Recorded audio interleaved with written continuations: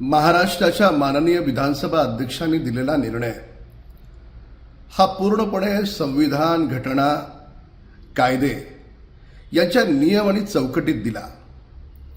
मात्र श्री उद्धव ठाकरे यांना कल्पना आहे सुप्रीम कोर्टात त्यांना हार पत्करावी लागणार आहे. मुंबई, पुणे, इतरत्र सर्व जे उरले सुरलेले नगरसेवक आहेत, जवळपास 70% लोक माननीय मुख्यमंत्री एकनाथ शिंदेजींसोबत गेले. उरलेले सुद्धा चर्चा करता जाण्याच्या मार्गावर आहेत. म्हणून भीतीपोटी कालची त्यांनी महापत्रकार परिषद घेण्याचं ढोंग केलं. तुम्हाला निर्णय रुचला नाही, कोर्टात आव्हान द्या. हे अशा प्रकारे महापत्रकार परिषदेच्या नावावर तुम्ही पुन्हा एकदा विधानसभा अध्यक्षांचा अवमान कराल.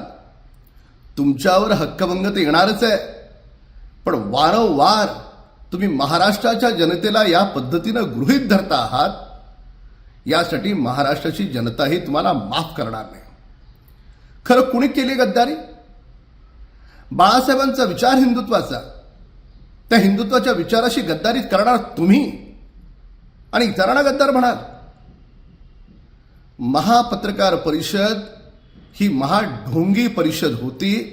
सुप्रीम कोर्टात निभाव लागणार नाही त्या भीतीपोटी हा सगळा प्रपंच होता.